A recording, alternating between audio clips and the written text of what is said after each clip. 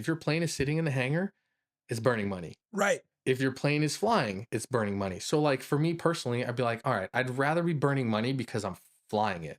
And the maintenance issues that are coming up is because I'm using it, not because it's been sitting in the hangar, Right. collecting cobwebs. So, you know, I guess it all depends on what what how much financial burden you're willing to take. Because again, you're going to be paying if it's sitting, or you're going to be paying if it's flying. Welcome back to the Fly Media Podcast. We've got another exciting episode today. We've got Wayne Reid in the studio. He actually flew up from Redlands in his Debonair. Welcome, Wayne. Appreciate you flying up, my brother. Yeah, thanks for having me, man. It was awesome. It was an epic flight. Like I said, I'd love to do it again. It was awesome. You flew an IFR today, right? I did. I did. I filed, and I'm pretty new with IFR. So coming up here, like I knew what I was getting into, but I had never flown here before. Number one, and then IFR all the way up. But when they're holding your hand, IFR versus VFR, it's a different ball game. But it was a good time. I had a really good time. It was a great experience. I'd love to do it again. Awesome. Awesome. You absolutely buttered the landing. I was standing I there. tried. I knew you were watching. Oh, yeah. I was standing with the camera filming it. I'll show you later. You'll see it on the podcast later. But it was definitely a squeaky one. I heard the wheels hit the ground a little, and it was perfect.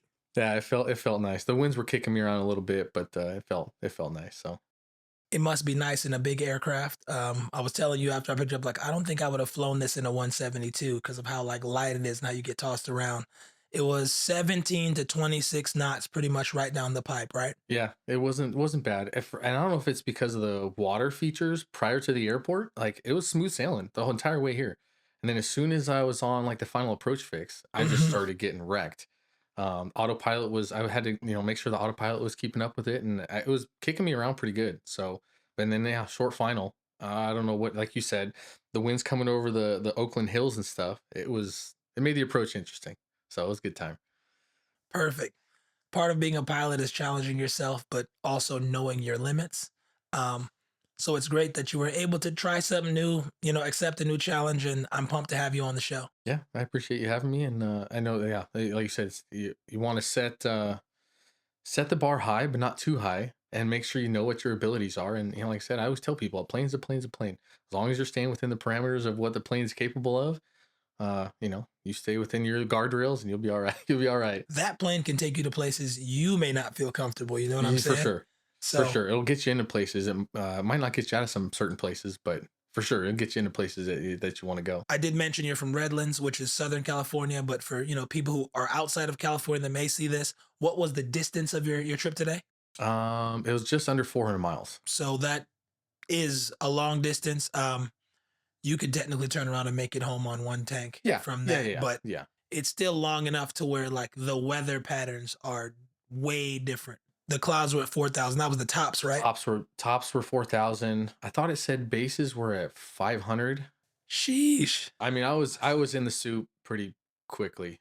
I was in there pretty quick, and I was maybe in it for about 2 minutes or so, and then I mean, it was just like the sky open, and next thing you know, it's blue sky, That's awesome. and it's just this cool just blanket over the entire valley. It was really cool. It was beautiful. I took a few photos. It was beautiful. That's awesome. I've gotten to be above the clouds and look down at them, but never punched Never through. up, up, and down below. I gotta get that instrument rating soon, man. I gotta stop dragging my feet with It's online ground and get into it. it's a kick in the pants. Like I said, I'm pretty new to it. Um, but again, I mean, if you have the rating, if you start losing it, I always say it's like shooting a gun. If you don't shoot it, you start losing it after a while. And just like if you don't fly within those 90 days, right, your landings start becoming more harder, a little bit more. Yeah. So I mean, even worse with IFR. If you don't, that I've realized, obviously, Yeah, if you're not out there doing it, I mean, it's very easy to lose it. without a doubt. That stuff, it's a perishable skill. So let's dive into kind of your story and what got you into aviation. So how did you start off in aviation? So my dad married my stepmom in the like mid 90s. She was she was with United. She was pilot with United. And then my dad became a CFI, actually kind of through her coaching. And then my family started up flight school, and that was, like I said, late 90s. So I was in middle school or so, but I basically lived out at the airport with my brother. My brother and I, cleaning the planes or chasing the birds away from the airport. Um, and that's kind of where I just started. Like I basically lived at the airport at the flight school, getting to know all the students. Flying with my dad, um, and just remember one of the memories that I one of the very fond memories I can remember is my dad flying all of us to Laughlin. So every Friday, Laughlin at the Riverside Hotel would have all you can eat crab from whenever to whenever. And we fly out there and we take the little trolley across the river. And literally, people would be mad at us because we would clear out all the crab trays. We would strictly go there for crab, pissing everybody off. It was awesome. But we'd go have our fill of crab and then we'd fly home. And I thought, man, it didn't dawn on me initially, but over the years, I was like, dude, that was cool. That was a lot of fun. Like, I want to do that with my kids when I grow up. So, Yeah, but yeah, soloed when I was 15 at the flight school. And like we had talked about earlier, school and sports and yeah. other things got in the way. And so I kicked the can down the road after I soloed at 15. Uh, and yeah, I kicked that can far, like real far. I didn't end up getting my license, my private pilot's license until how old was I? Until I was 35. Oh wow. Okay. So So 20 years. yeah, like there was little spots in between where my dad was like, "Hey, you ever gonna finish?" And I was like, "All right." So I'd go solo and come back, and it just whatever. I just lost interest, and I was busy in law enforcement, um, and just never got back into it. And so yeah, what really kicked it off for me to finish, my dad got diagnosed with cancer, and so that was in 2020. And so as an adult, I was like, damn, I realized like he's not gonna be able to fly ever again. Like it was bad. It was really bad. And so something inside of me was like, I want to send him off. I want You want to take care of him to flight. keep flying. And if he can't fly the jet he was flying, I wanted to be that person to be like, hey, you want to come fly? I'll fly you. Like you can go get your fix with me. And so that was I think January of 2021. I like went out with my buddy. I re-soloed, did everything, caught it back up, and then by April, I had my check ride, and then my dad passed away 3 days later after I passed my check ride. Wow. So it was probably one of the most like iconic things that I can remember, at least in my life that like what I've done. I remember when I flew home for my check ride, I flew to his house and I orbited his house and I called him and he was on hospice in his hospital bed. And he could see me through the window and like so I knew that he knew that I had passed and I had finally done it. That thing I had been kicking down the road for so long. Um but yeah, it was such an epic thing that I'm honored and I'm proud I have finished it. Um and I remember when he was getting the 172 ready for us to fly, for me to get ready to start flying. And he was like pretty frail. And I was like, Dad, are you sure you should be flying? And he's like, Yeah, I'll be okay. And I thought, damn, I better go with him. But I remember probably his last takeoff in the 172. And I had to turn away and look and just start bawling because I'm like, damn, he's so frail. He can't fly. Like I have to be here, but it's Right. totally fulfilling everything for him. And so that's what I wanted for him. I wanted to be like that last send off. I really wanted to do a good send off for my dad. And I was just super proud and pumped for him That's to see me amazing. get my license. And unfortunately he passed, but I know he's looking down on me and I know he's happy of what I've accomplished so far. So um, you know, sorry, long story short, like that was my dad was a huge factor as to why I got it. And then him being sick, I always tell people I hate to say that him being sick really pushed me over the edge, but I know that's just I guess that's what needed to happen for me to get my license. Um cuz it wasn't even a thought in my life. Like I was married with kids. I never thought about finishing, but when he got sick, it just something in me was like I need to finish. I bet you started to kind of have a lot of those memories from, your childhood and Oh, being for young, sure. flying with dad. Like, oh man, I want to make sure I fulfill this and I complete the dream. Like he gave me the opportunity, the exposure to it. Let me finish it as a way to thank him. No, 1,000%. And I got to throw out my good friend, who was I actually helped him kind of get into law enforcement, and he didn't. There were some things going on. He didn't make it all the way through, but he ended up going through a big flight school and went all the way from like 0 to 100 CFI. I think he said in 8 months. And then when he finished, he's like, "Hey, I'm a CFI." He's like, "I know, and he didn't know anything about my dad. He's like, I know you partially got your license done. He's like, whenever you're ready, he's like, I'll help you finish. And then when my dad got diagnosed, I was like, "Psh," speed dial my buddy, "Hey, I need help," and I mean, he had me up and ready, rocking and rolling, and got my license in, like I said, it was like a 3-month crash course of just knocking. I mean, it literally, well, I didn't need the hours. I had all the hours. It was just brushing off the Proficiency, yeah, cobwebs, proficiency, and hitting the and books. tighten everything up. Yeah, And so yeah, I gotta thank my one of my good friends, man. He if it wasn't for him, the world life happens so so strange. There's so many weird things that happen. And this happened for whatever reason. He texted me, and then my dad got diagnosed, and I was like, this is yeah. things happen for a reason. Wow. It's yeah. But I'm super grateful for him. I'm so happy that to pass my check right on that first go, and like I said, send him off. Um, couldn't ask for anything better. You know, every time you think about your private pilot license and when you have it, you reflect on, oh man, this was just a few days before dad passed, but I'm super pumped that he was able to see it. And it almost kind of feels like he was holding on for that. You know what I mean? I can't tell you how many times I've thought that, where I was actually at work, and he started like really going downhill, and I remember my family was with him at the house, and they were like, "Hey, you need to come home like now." And I think I was on a call, and I was like, "How are you sure? Like, how sure? Like, do I need to like leave work?" And like, "No, you need to come home now." And so I went to his house, and like probably within 10 minutes, he saw me, and I know he was still alive, and we had our little moment. We talked. I told him, "Hey, you could pass the torch. Like, it's okay. Everything's good." And he gave me a little nod and passed away peacefully. And so like it was just a combination of just so many things that came together. Um, just wild, wild, wild. But I like I said, I always come back to aviation. I grew up at Redlands. My kids grew up there. When he was sick, going through all of his chemo, like I would not that I say I wouldn't want to be home, but my like happy place, like I'd go to the hangar. I'd just sit and hang out at the hangar. The smells, the sights, the sounds. It was just like I was there with him, Right. but not really. So Nostalgia. Yeah, yeah, I get it. and I think like we talked about it. His my dad's birthday was actually pretty a week before mine. And if someone had asked me, they're like, "What did you do on his?" I said I went up flying for my dad's birthday. Like, oh, that's cool. I was like, that's the only way I can get that close to him. You know, like figuratively, literally, like So it's just like flying has so many just meanings for me. My kids love it, but again, for me personally, like it's just a calming thing. I love going up. I love going up there. I think about my dad, think about my mom, and it's just I don't know where I'd be if it wasn't for law enforcement and for aviation. So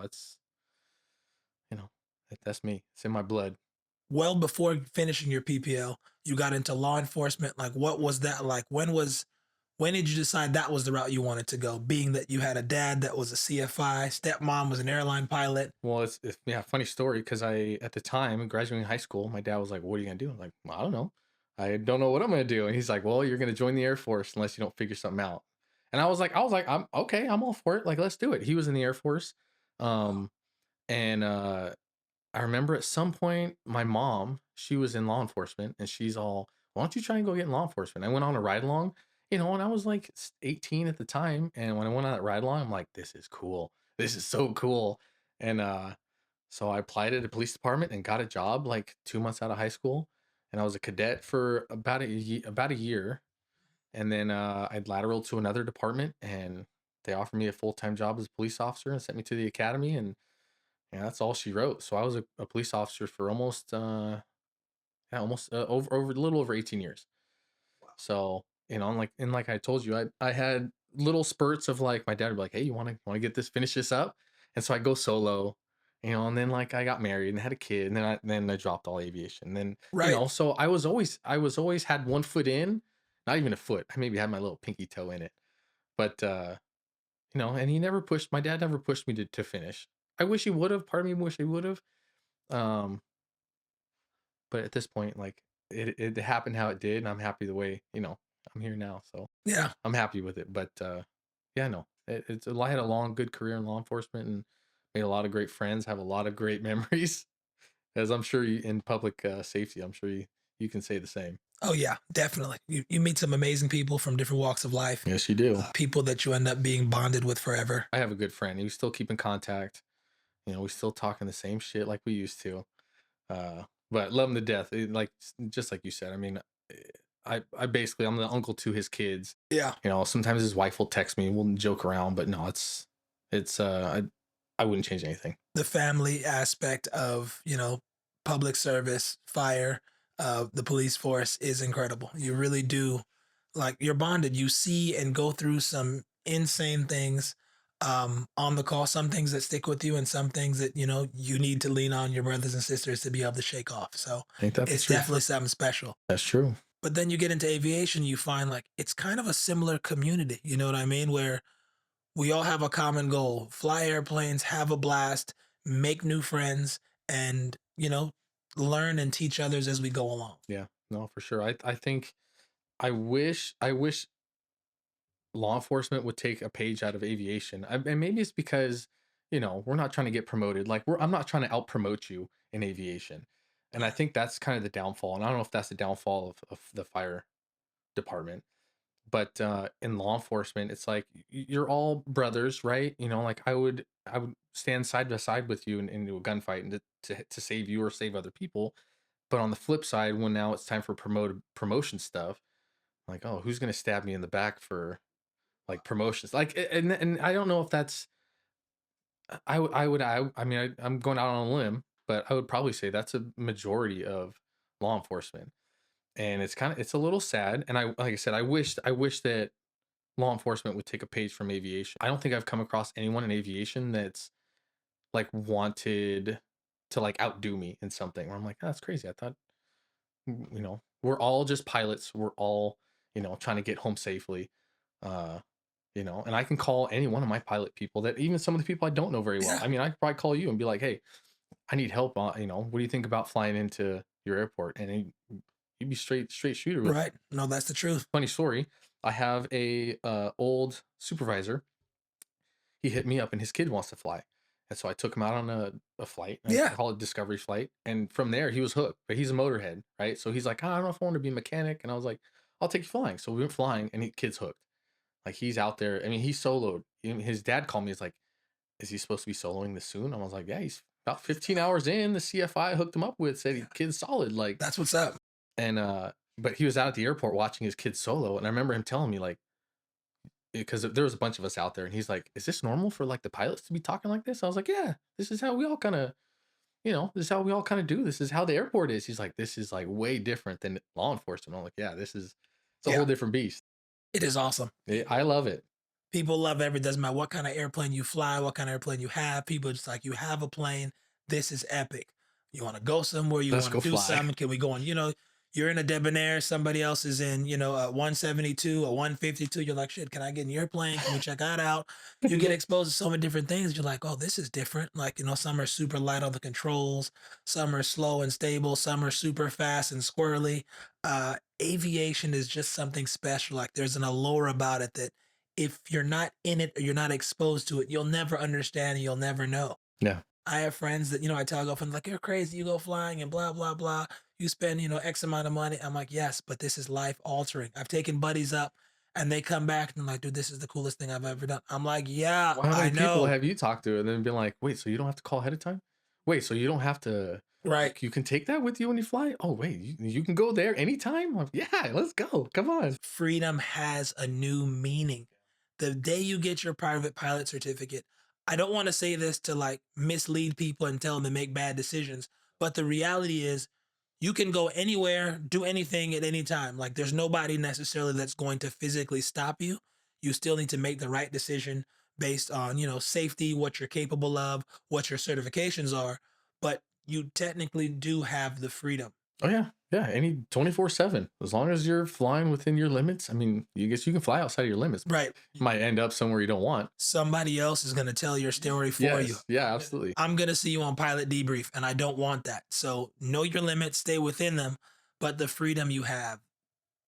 I say with the freedom comes responsibility, and that responsibility is the responsibility of making the right decision. Absolutely. Yeah, absolutely. And we talked about a little bit about that earlier. And again, I mean, there's plenty of resources. That's why sometimes I'm baffled. Like, how did you not? Why did you do that? How did you get yourself in that situation? There's plenty of resources Right. to from fore flight to making the phone call to briefer. I mean, again, We have plenty of resources. I think just people just need to use them properly. Yeah. And another resource that people sleep on, Microsoft Flight Simulator. It's not necessarily perfect in terms of how your airplane operates, even if you're flying your same airplane, but you can get an idea of the airport, how it's laid out, where it is, what other landmarks are around. So when you're seeing it, you're actually not seeing it for the first time. And I have a few friends that they don't fly to new airports without doing it on Microsoft Flight Sim first. I've raised my hand. I'm probably guilty. I Like respect that same thing.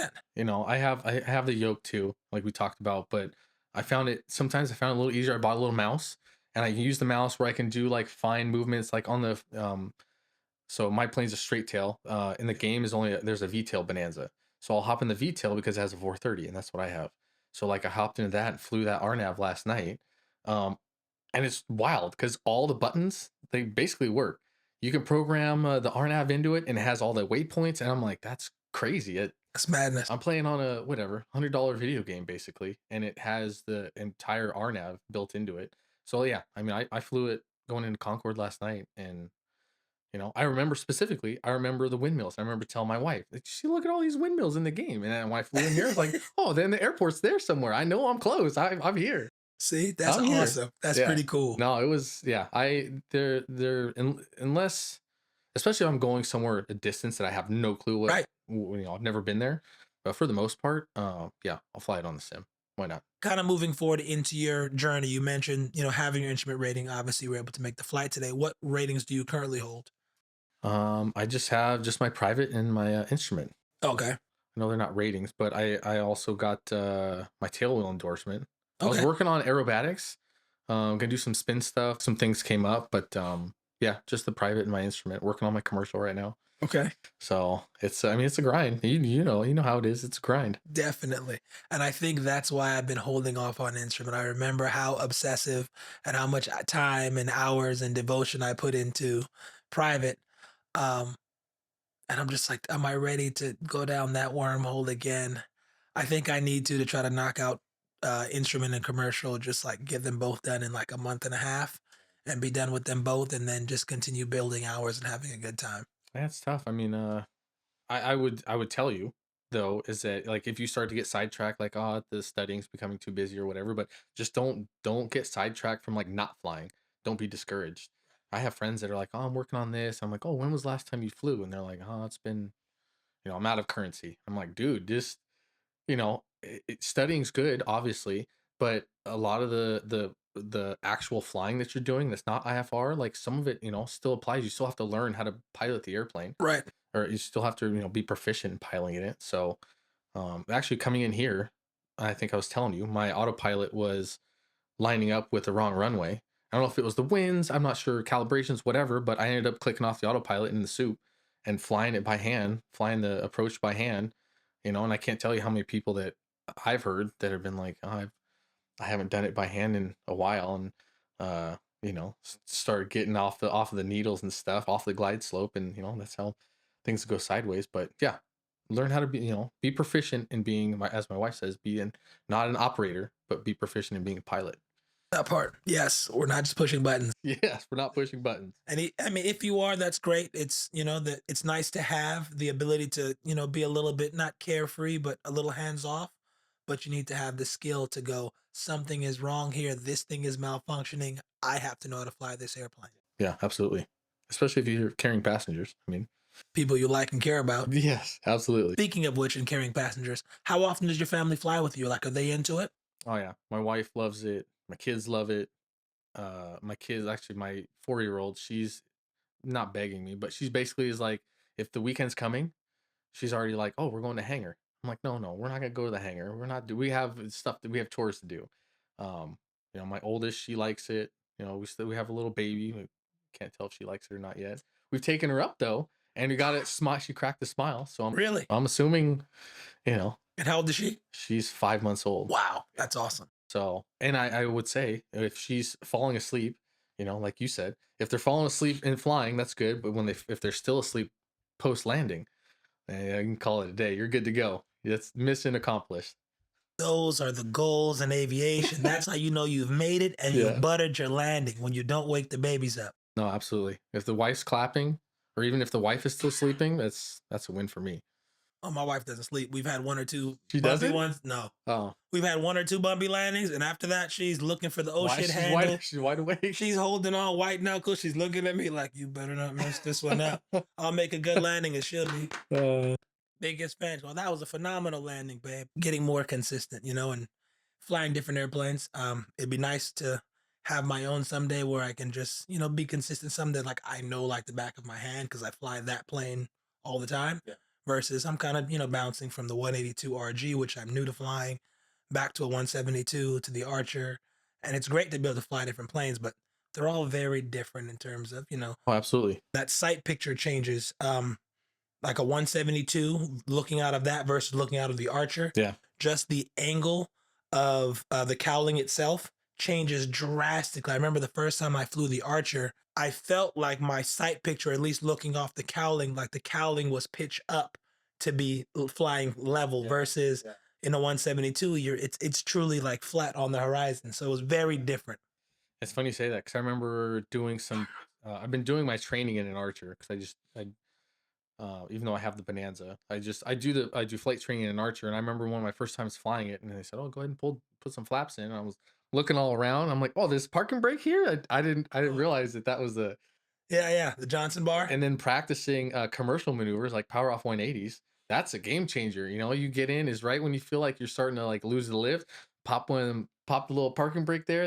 Pop Yeah, it's so funny. Yep. go notch of flaps, and you get a little more, maybe like 50 more feet of float. Yeah, it's a good. Like you. I'd like to try and experiment, not experiment, but experiment with different airplanes, flying all the planes I can. Let's go. Let's go. I'll do it. I don't know how to fly it, but I'll go with you. Sure. It's been epic. I've been able to jump into some really cool aircrafts and looking forward to getting into more. The more people you meet, the more different planes. I'm telling you. The one thing pilots like to do is fly. The next thing they like to do is fly with other people. Yes, yeah, they do. Pilots love show. Oh, come check out my plane. Let me, here, take the controls, fly this. And you're like, I don't know how to fly this thing. They're like, well, let me tell you. Just sit back and listen. Here we go. You do this, this, and this. Pitch for this speed. You're golden. All right, no problem. Now you're flying. They're like, all right, well, let's land it. You're like, here you go. Nope, you're landing it. Like, wait, what? It's an airplane. You know how to fly an airplane? Yes. Then fly this plane to the ground, please. And there's not much more to it than that. Yeah. You psych yourself out. It's definitely in the beginning, which makes sense. You have no experience, and then you start to gain a little bit of experience, and you're kind of like, an airplane is an airplane. They all do the same thing. They do. The process is pretty much the same. It's just the numbers are different. The airspeed and the power settings change a little bit based on what it is and how much of the trim will you need. I assume your plane is pretty nose heavy. Yeah, obviously, especially flaps down. I mean, that thing wants to. I mean, I almost have the trim wheel maxed up, nose up, especially if it's just me, nothing in the back. I mean, I'm cranking that thing down. I can see it down by my knee cranking. So, yeah, it's very nose heavy. Right. So it's either that or you got to wrestle the gorilla, and nobody wants to wrestle that gorilla. That's fine, just as long as you can do it. True. But then, when you're on final, you don't realize like how long that takes because you're in it. Yeah. But as somebody who like films their flights, if you like film your pattern and you're filming just you on final that's like 3 minutes, 4 minutes from, 500 feet down to the ground. Like that's a long time. My biceps aren't as big as yours, so I might No, tap out, no. I might tap out before I get there, and then it's gonna be a nose wheel landing. We don't want that. Have you ever flown a tail wheel before? No. Oh yeah, that's a whole different ball game. I've heard that's a lot of fun. It is. And it makes I you a had a better pilot. blast. Yeah, yeah. And I think one of your previous guests had talked about like legit stick and rudder, and you talked about different. I mean, the stick in between your legs and just the sensitivity of the rudder. I mean, it's a whole different ball game. Yeah. And I remember my CFI at the time. He's like, and I'm used to flying Bonanza patterns, right? Like I'm climbing out, doing 90 knots, 100 knots, Right. and then it's in the Citabria. I mean, I forget what we climbed out at, but all I remember is that like he's like, you can keep it a little tighter. I mean, I'm not flying a 747 pattern, but um, it's a whole different ball game. It's a slower plane and it floats. You pull the power and that thing just Really? Because it's super light, isn't it? yeah. But it was a great experience. I had a great time. I would love to get some more tail wheel time. So I got the endorsement, and I mean, I'm on the lookout for anywhere to go and like rent a tail wheel and get some. Oh man, that'd be cool. Some of the places you can pop that thing down and just really explore. Like that's real backcountry stuff. You mentioned you're working on your commercial. What's the biggest challenge with that right now? I'd probably say like just finding a DPE. the DPE, I mean, it's tough. Um, Everyone I've talked to is like, maybe 2 months out, and now the prices that from what I heard is $1,500. You Ooh, know, so at least where I'm at, I mean, it's kind of pulling teeth. It's like who you know, and I'm trying to reach out and find those people, but that's probably my biggest hiccup right now. And it's like I don't want to stop studying, but it's like, well, if I don't have a check ride, right. like, can I dial it back a little bit, spend more time with the family? So I'm trying to balance it. I'm trying to balance it. It's a work in progress, but That's got to be a challenge with three daughters, 13, 4, and then a new 5-month-old baby. yes, yeah. Oh, the grind is real. The wife is like, stop with this flying stuff. I need help. She's a champ. She actually loves it. Like I said, it's more so if she's like, hey, when can we go out this weekend? That's epic. So she really, that's our getaway, is actually going to the airport, even if we're not flying. Yeah. She knows it's like, hey, what are we gonna do this weekend? All right, let's go to the airport. Let the kids ride around, paint wild chalk creatures on the ground. It's yeah. She's a trooper. I got no complaints. That's amazing. Yeah, I saw you had your 4-year-old on. She's got a little bike with a prop. It's Oh, with like a the little prop, yeah, plane, yeah. and she's riding that thing with a big smile on her Yeah. face. That was epic. Yeah, I told my oldest, I was like, "Hey, make her a little track, make her a little runway." So she's all over there, just pedaling the heck out of that thing.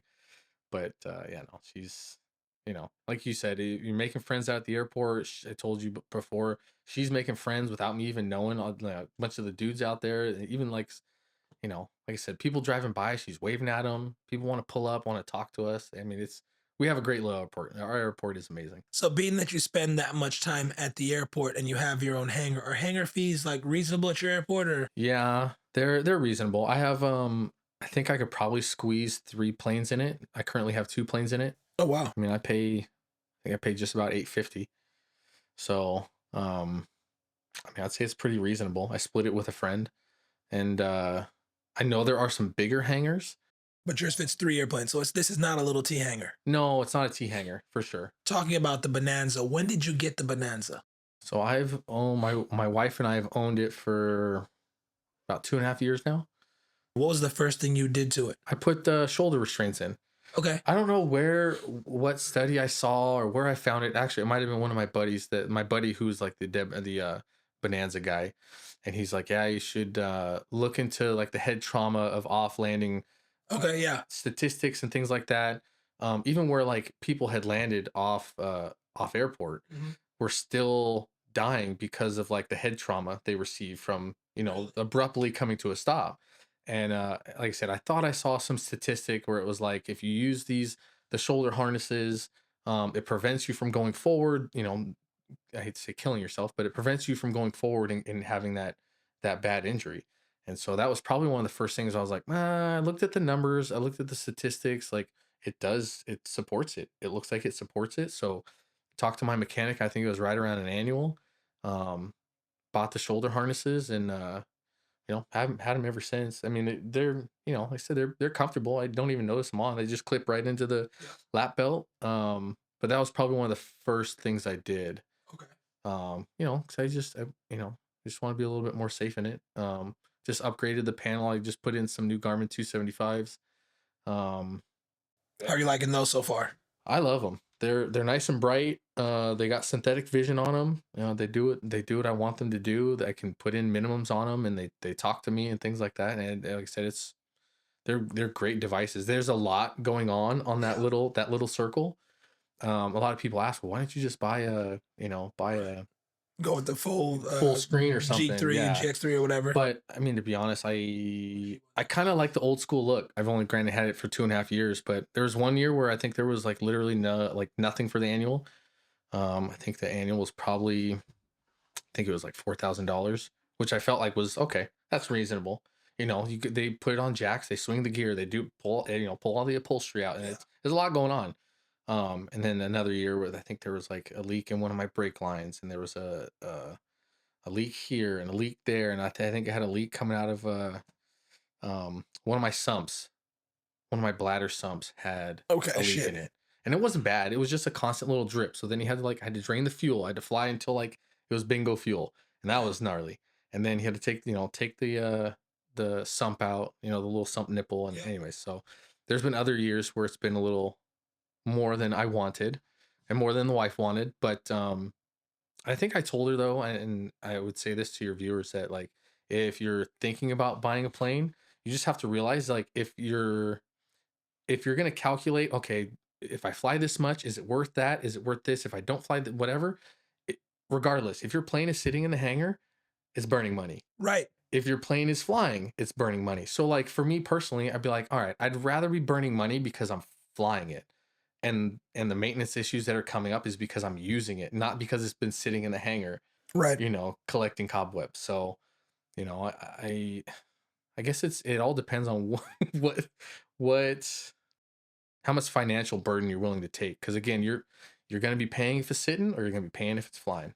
Now that you've had it for 2.5 years, you've already done two annuals. You've kind of seen, some of the ups and the downs of airplane ownership. How many years is it that you have flown in those 2 years? How many hours? Yeah. I about actually of the Bonanza, I've probably flown about just under 500 hours. Wow. Okay. So you definitely get up. Yeah, no, that's going. I mean, That's great. it's I've taken it lots of places, have different had different experiences.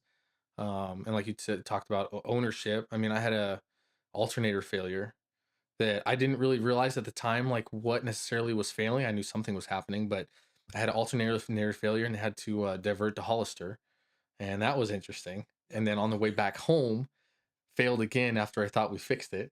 But this time, like when it failed again, I was like, okay, I knew what was happening, and my wife was with me, so I kind of looked over and I was like, hey, it's happening again. So just be ready, it's coming again. So, but we landed, and like I said, I wouldn't trade any of that. Like they've all been kind of hairy experiences, some of them, Yeah. but I've learned I'm a better pilot for it. Yep. You know, but yeah, no, I've taken the Bonanza. I've taken that. I feel like I've taken it everywhere, That's awesome. especially in Southern California. Oh man, Southern California has so many epic places to Yeah. fly Oh, for sure. and beautiful views. Uh, as you were talking about that alternator failure that you had, what was your first indication? Walk me through that a little bit. Well, I was actually on my way up to Palo Alto to pick up my wife, and I was about to Hollister, and it was just like it was. If I hate to say I wasn't paying attention, but it felt like it was actually pretty instant. Where I had noticed the radio was maybe starting to get a little dim, Yep. but it was bright outside, so I don't know if it was like the sun. I couldn't tell you. And then all of a sudden, radio went out. Boop, and I thought, oh man, that's wild. So I'm looking around, I'm looking at volts, looking at amps, this and that. And obviously the engine was still running. That was my primary, like that's my first concern. And then all of a sudden, I'm pretty sure I still had my transponder, and then my second radio went out. And I thought, oh shit, like so I have to get down. And I can hear ATC like kind of fading away talking to me, and then they completely cut off. And I still had a transponder, so I actually squawked 7700 because at the time I was like, I want to say I was only like 150 hours into owning it, so Okay. it was pretty new. And I had gone through like the manual gear extension procedure with my CFI. I had done all that. Obviously, I wouldn't have had the sign off, complex Yep. if I hadn't. But so I squawked 77, and luckily I had my dad's old handheld in my backpack. So and the autopilot was out because Right. everything electrical is slowly trickling.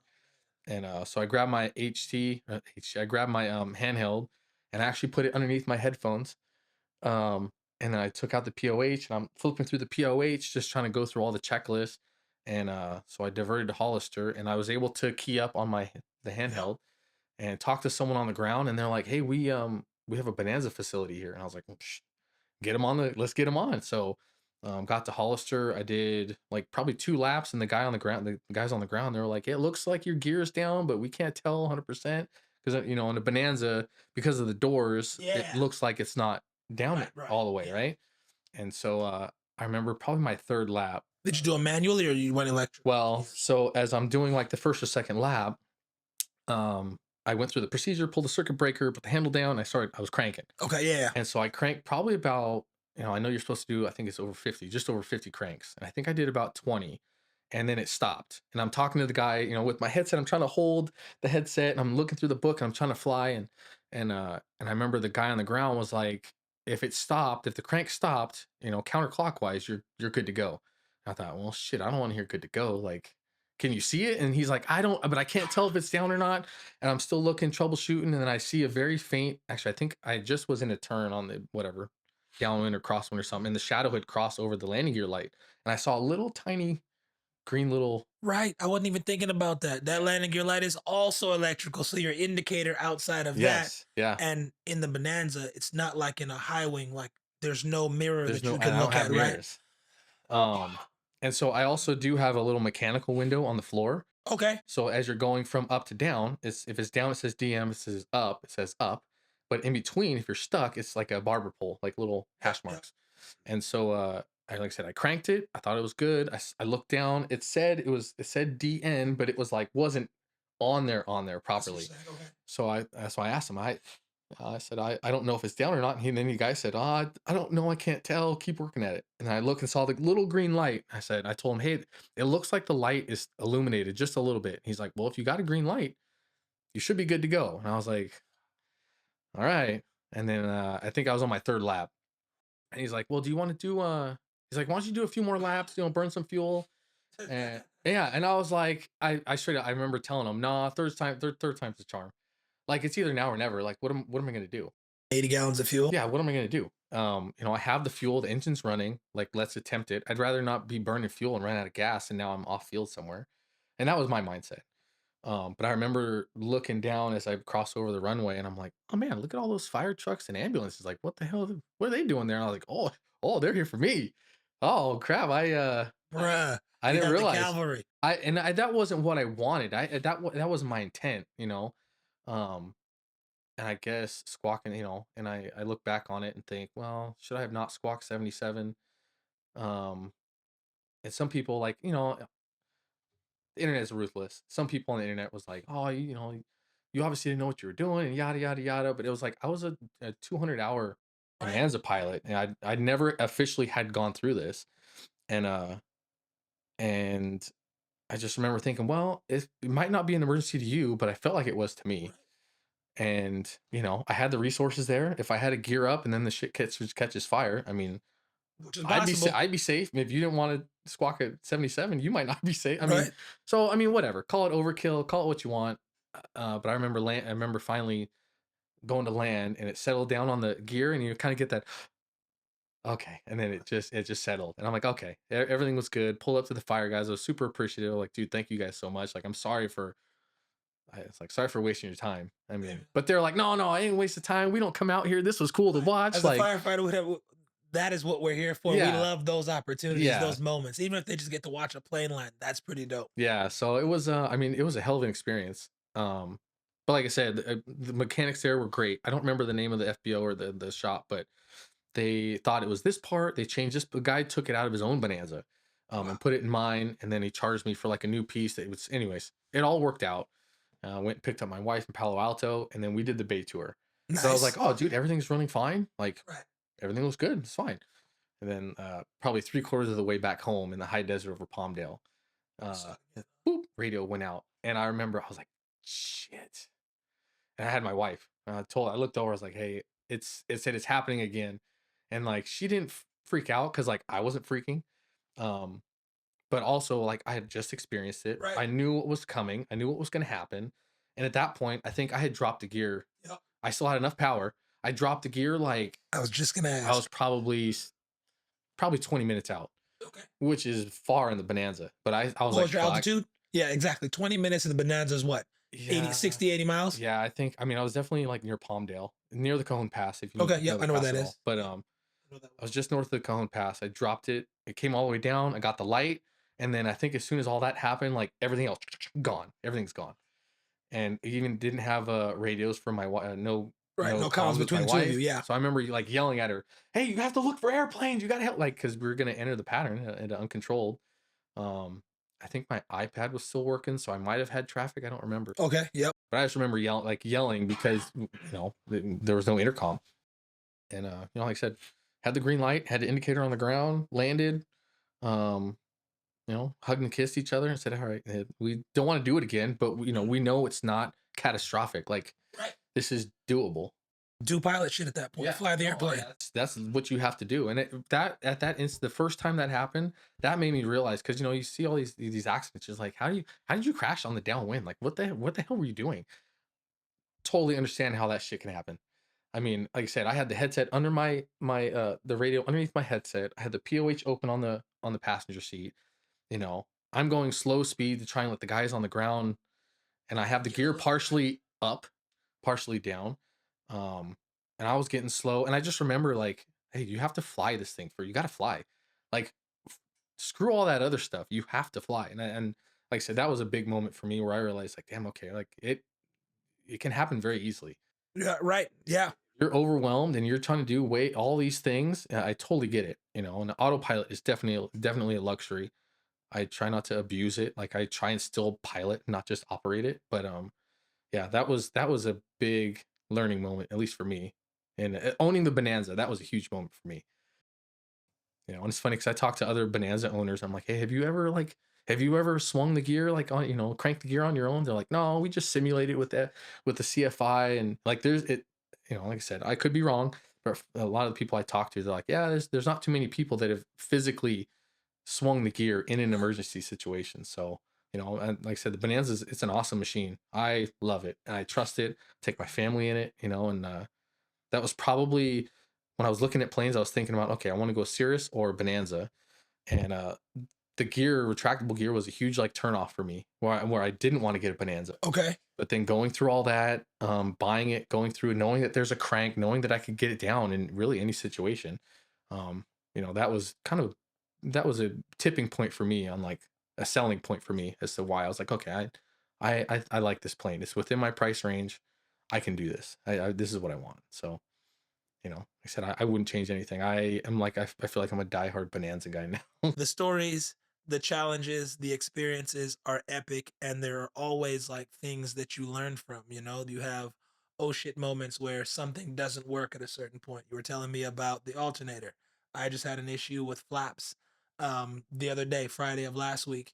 I came in, landed, everything's good. Flaps wouldn't go up. I had to leave the airplane, go back and check it out with the mechanic a few days later.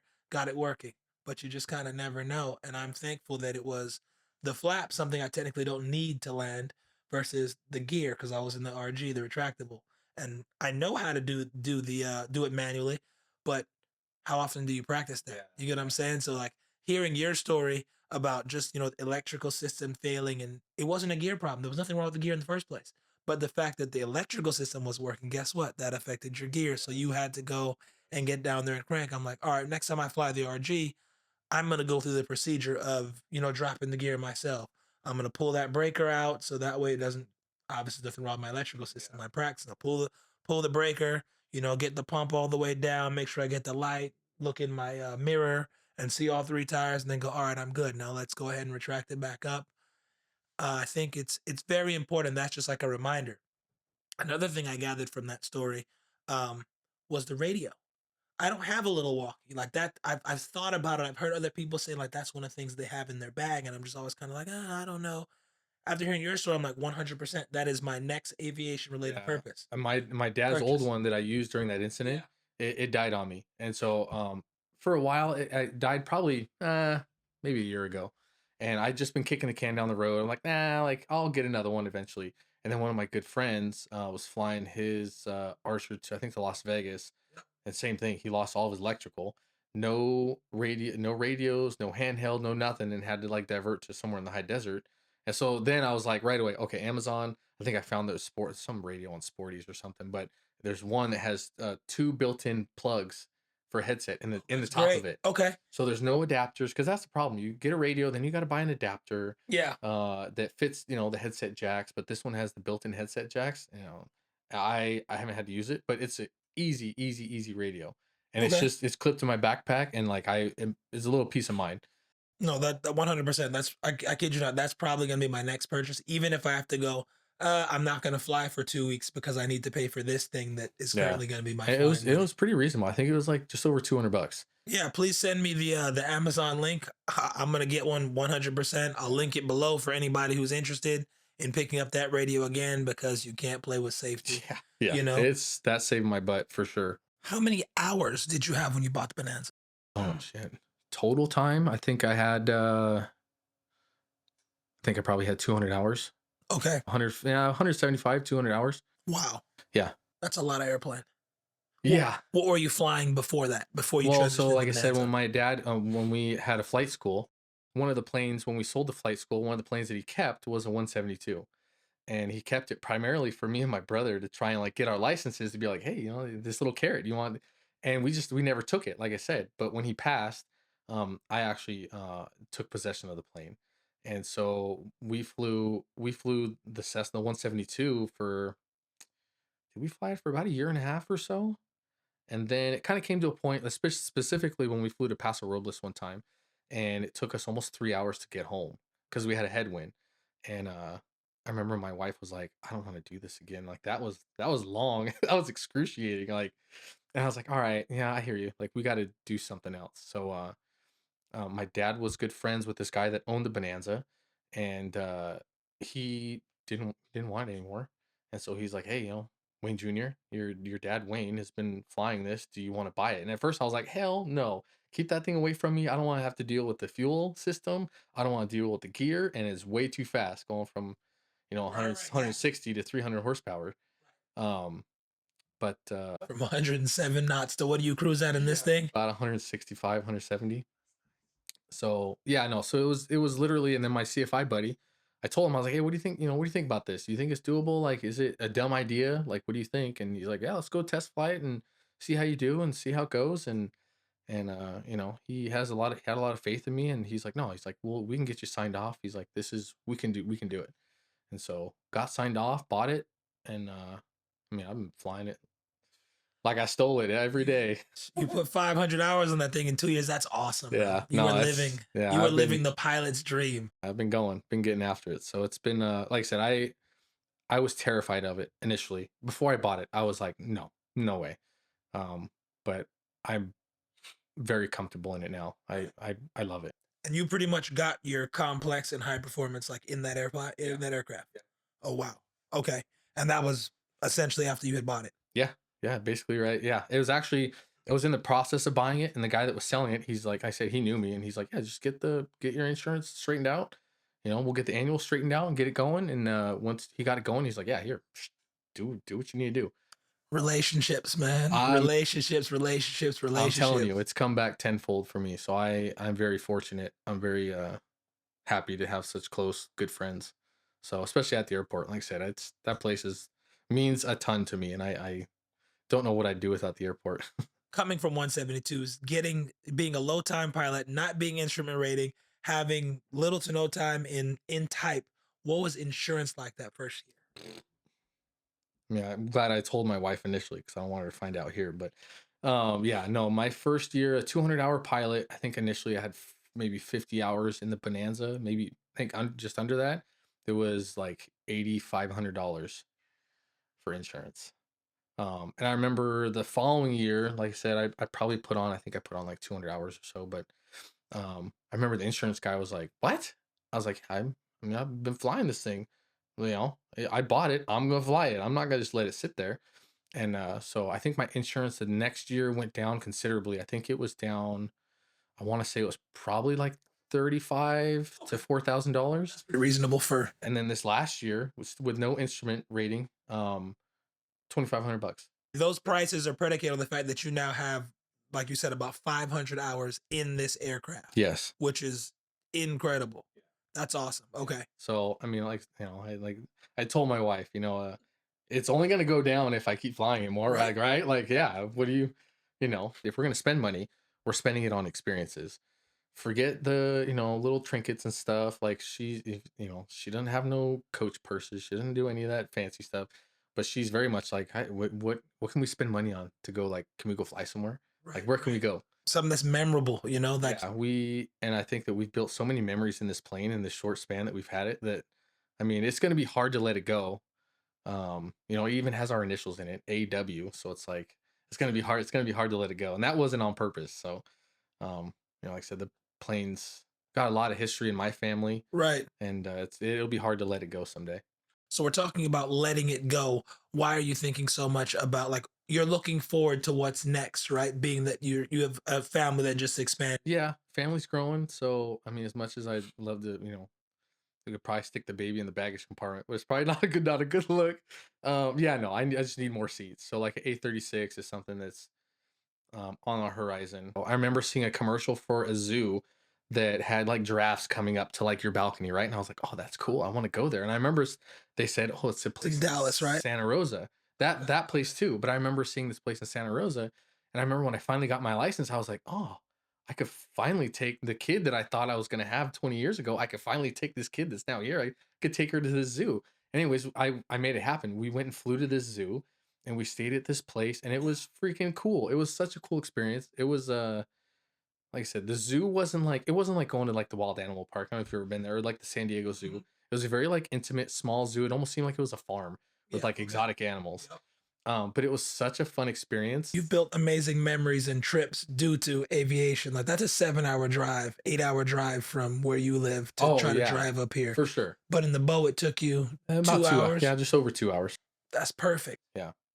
So he landed the FBO and got an Uber to the zoo. And I mean, like I said, it was pack what you want. I think it was nice because we knew we were going for only for one night. Packed everybody's stuff in one suitcase. Yeah, Um, it was like I said, it's just I can't say enough. Like we have so many good memories that I'll never forget. And I hope that my kids remember like the crab story for me. I hope my kids remember like, hey, remember that time dad took us to that zoo, out in the wilderness, like yeah, so I hope that they have those experiences and memories. Because I know I'll never forget them. So, definitely. I'm pumped to make them a reality for my kids. So, That's 100% what it's all about. Being able to share these experiences with friends and family. You've got little ones that are growing up in airplanes, being exposed to so many different things. And I think it's really interesting being that like your eldest wasn't 4 when you started flying. So like her knowledge and experience, she remembers life before it, where like your yeah, 4 year old, before aviation. she's not remembering anything, past 2 years ago. Funny because my wife says she's like, you're setting the bar high. I'm like, I mean, I guess that's a good thing, right? She's like, she's gonna bring home a boyfriend. It's gonna, obviously years down the road, but like she'll be like, hey, where are you gonna fly me for dinner? And like, so if I'm setting the bar for her, Flex is crazy. I mean, hey, look, good. If that keeps the boys away for now, like I guess that's it is what it is. There is no limit. Like when people say the sky's the limit, that's for people who don't fly. Once you start flying, the limit is like how far can I get on this, on this fuel that's in my plane. Like my limit is essentially North America, Central America, South America. That's about it. And hopefully, in someday I get to make those types of trips. It's funny. I remember right before my dad passed, like I said, I got my license and he passed 3 days later. But within that time, like I was visiting with him and I remember him telling me, like, he's like, this is gonna open up a lot of doors for you. And at the time I was like, whatever. Like, I mean, I get it. Cool. I got a license. Just like if you get your car license, all doors are gonna open, you can drive wherever you want, but I remember when he said it to me and I remember him saying it and it didn't hit me until after he passed and then we really started like flying, like Right. kind of in his memory. And it was like, oh shit, like we really can hop in anytime we want and just go to Camarillo for lunch or something. And it's Right. like, and that really stuck with me when he said doors are going to open. Cause like, I can't tell you enough, like how many doors have opened for me just from him, his experiences, his connections. I had some of his old coworkers hit me up. They're like, hey, if you need help with something, you let me know. But aviation, like I said, it opens doors for yourself. It opens up the world. And I said, I don't know what I'd be doing if it wasn't for aviation right now. So. Next level. So, what's next for you in aviation? I know you're getting the commercial, you're at 700 hours. Are you thinking maybe fly, airlines or corporate or anything of that sort? I mean, I would like to. I mean, obviously, like I said, I have kids. Um, Being home as a CFI, that's attractive. I went out to Denver with my stepmom at one of her like reoccurring trainings, Yeah. and I got some like 777 time. I got to land like in the sim and everything, and I was like, dude, this is cool. Like I could totally do this. So it's like I'd like to do that. I still have some connections with my dad and his old coworkers in the corporate like world. So, I mean, that sounds nice, but I mean, ultimately, like my wife and kids come first. And if being a CFI allows me to have like a flexible schedule Yeah. and teach my girls, I guess I'm willing to sacrifice that long-term goal. I'm 40, so I don't have not I'm not gonna be gone tomorrow, but that I only have till 65 to go commercial if that's what I want. Um, but like I said, for now, I'll shooting for CFI for my kids. Maybe get them on track, and if they want to go further, then maybe Yeah. I'll venture out other than that. But I think the options are all open. Who knows right at this point? So You're open to it. I Okay. am. I'm open to anything. Yeah. Family Whatever first. whatever comes my direction, we'll see where it takes me. Of your kids right now, well, the two that are walking and talking and have personalities, you don't know the baby yet, what she's Yeah. going to be into. But of the two, who do you think is more likely to like want to fly and be a Oh, my pilot? 4-year-old for sure. Oh yeah. Yeah. Most of the time when we go fly, she's always asking. She's like, "Hey, can I fly?" I'm like, "Yeah, sure." Actually, when we first put her in, when it was just me and her, I let her sit in front, Yeah. and I have a little booster seat. And I remember putting her in the booster seat, and her feet were straight out. And when I go to pull the yoke back, her feet were hitting the yoke. So I'm like, okay, take this booster seat out. We can't do that. So, I mean, she can't even see over. She can barely even see out the window to see the wing. But uh, quite often she was always like, "Can you let me fly? Will you let me fly?" And I'm like, "Yeah, sure." I'll trim it out, and as long as.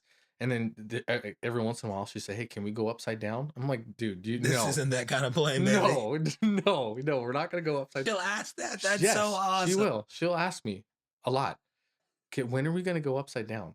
Like, "Brooklyn, please stop. You're crazy." You got to take her to play that goes upside down, I Dad. know, I know, and I have a friend. Actually, it's funny that speaking about the airport, she goes down to the end of my row at the airport, and she sees this guy, Tom. He has an extra 300, and always she's like, "Hey, can you take me up?"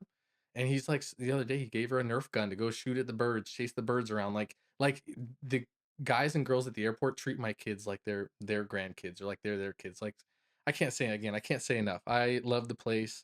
I would definitely say my 4-year-old is she probably has it in her for sure. My oldest one, she like I said, she's going down a different path, but I would imagine if once she gets the bug, once it bites her, like I would imagine she'd probably want to do it too. So, but yeah, definitely my 4-year-old. She's nuts. She's all about the flying, She huh? is nuts. That's her go-to. I mean, yeah. And there's a brewery across the street from the airport. Yeah. And it's called Hangar. So she'll a lot of times when we're hanging out, she'll say, "Hey, can we go to Hangar after this?" And sometimes they'll have food trucks and stuff. Like that's our common thing. Like it has food trucks, so we'll walk across the street to Hangar 24, especially if we have a long flight. We'll have a beer and eat dinner and go home. But yeah, all the time, my little one. Can we go to Hangar? Can I get some root beer and some chips and watch airplanes? Like that's just her thing. That's what she Oh man, she sounds like she would be my best friend. she I'm sure she would. She would be your best friend. She'll She's do it. awesome. For anybody out there who's interested in like getting into aviation and they're kind of in a similar, phase of life where you were when you finally put your head down and said, "Hey, I'm ready to do this." How would you say somebody can like achieve that or accomplish that with a family? Hmm. I think number one, like your spouse has to be on board 100%. I mean, I can't imagine trying to go through it and your spouse like not supporting it. I mean, she's been there emotionally. She's helped obviously financially, um, and she's just been like my biggest cheerleader. And I don't like I said, aside from like the airport and like what it means to us, like I don't know what I definitely would not be here if it wasn't for my wife. Um, but you got to have a good support system, and then I think you just have to, I say dedicated, because it takes a lot, obviously, Oh man.